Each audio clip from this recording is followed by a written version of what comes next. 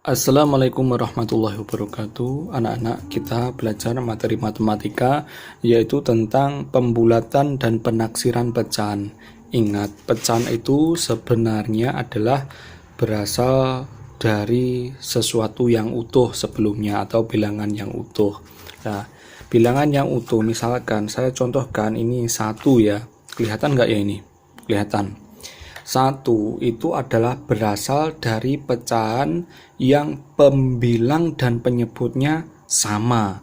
Contoh, saya contohkan, misalkan ada pecahan 4/4. 4/4 ini sama dengan juga 1. Soalnya tanda per ini artinya dibagi. Berarti 4 dibagi 4 sama dengan 1.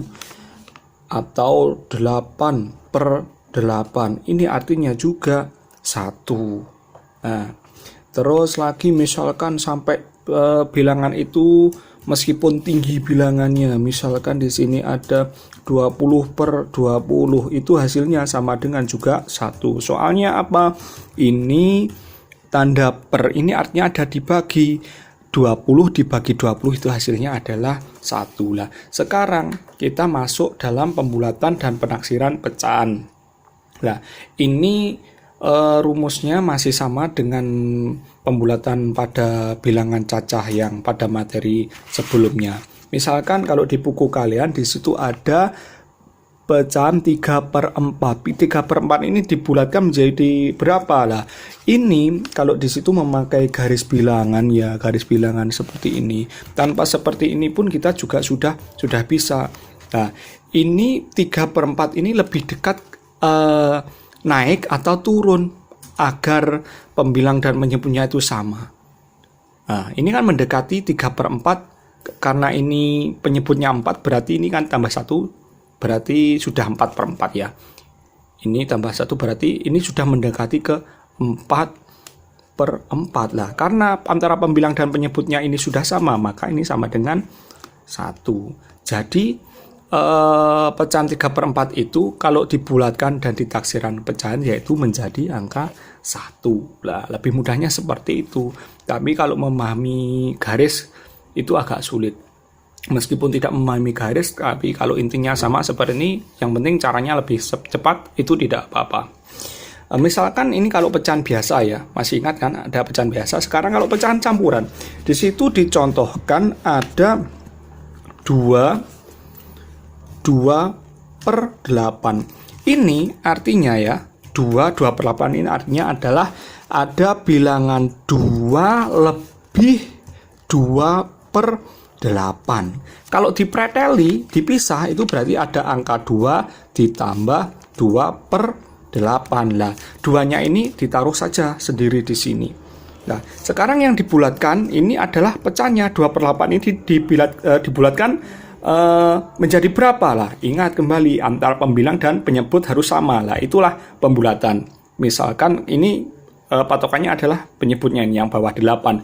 Berarti 2 ini lebih dekat ke 0 atau lebih dekat ke angka 8. Pasti 2 itu lebih dekat ke angka 0. Berarti karena ini lebih dekat ke angka 0, 2/8 ini berarti langsung diganti 0. Jadi 2/8 itu apabila dibulatkan atau ditaksir itu hasilnya sama dengan cukup 2/8-nya dihilangkan karena lebih mendekati ke 0. Jadi seperti itu. Nah, jadi kalau ada pecahan campuran seperti ini, yang diubah adalah pecahannya. Misalkan saya contohkan lagi di sini. Contohnya lagi pada pecahan campuran, misalkan ada 6/4/5. Lah, ini terdiri yaitu dari bilangan 6 lebih 4/5. Ini yang dibulatkan itu yang pecahannya ini 4/5. Lah, patokannya tadi apanya? Yaitu adalah penyebutnya 5 lah. 4 ini lebih mendekati ke angka 5 atau lebih mendekati ke angka 0 ya. Lebih mendekati ke mana? Mendekati angka 5. Jadi 6/4/5 itu kalau ditaksir atau dibulatkan itu sama dengan 6 ditambah, karena ini mendekati angka 5 jadi diubah jadi 1. Berarti 6/4/5 itu sama dengan 6 ditambah 1 sama dengan 7. Dan seterusnya. Jadi patokannya seperti itu, yaitu antara pembilang dan penyebut itu harus sama, akhirnya diperolehlah angka 1. Ini kalau sudah sama dengan ini 4/5-nya ini anggap saja menjadi 5/5 sama dengan 1.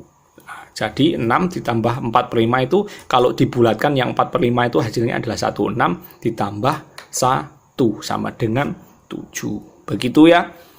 Ya, kita lanjut.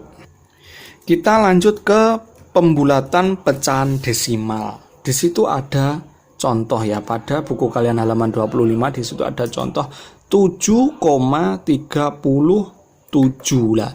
Patokannya dalam pembulatan ini semuanya adalah angka 5. Tapi yang dibulatkan untuk ini adalah yang di belakang koma, ada angka 3 dan 7. Nah, ini caranya kita sekali lagi ya harus benar-benar memperhatikan perintahnya. Minta dibulatkan ke satuan terdekat atau minta dibulatkan ke puluhan terdekat lah. Ini 7,37 ini minta dibulatkan ke satuan terdekat. Satuan terdekat. Nah, ini berubah menjadi berapa? Kalau dalam pecahan desimal ini yang di belakang komanya pas, ini disebut per 10 ya, per sepuluhan. Kalau yang ini per seratusan. Karena ini mintanya dibulatkan ke satuan terdekat, kita lihat yang paling dekat dengan koma. Karena 3-nya ini kurang dari 5, berarti ini dianggap tidak ada.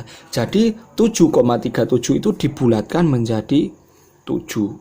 Nah, 7 ini cuma 7. 7. Cuma 7. Karena ini mintanya tadi dibulatkan ke satuan terdekat.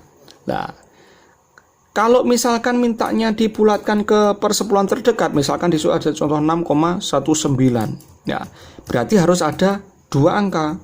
Berarti ini yang dilihat ini angka 9 ini kan lebih dari 5. Berarti ini dihilangkan terus ditambahkan 1 di depannya angka 9 ini. Berarti menjadi 6,2 dan seterusnya. Ya, seperti itu. Bisa diulang-ulang ini videonya. Nah, terus kalau pembulatan pecahan persen, kalau persen ini lebih mudah. Karena persen ini sama aturannya dengan yang bilangan cacah kemarin. Misalkan 38%. Ini dibulatkan menjadi berapa? Sama dengan, karena ini 8 lebih dari angka 5 langsung sama dengan 40%.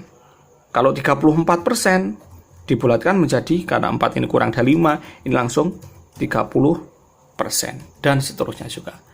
Mungkin cukup sampai di sini. Semoga bermanfaat dan wassalamualaikum warahmatullahi wabarakatuh.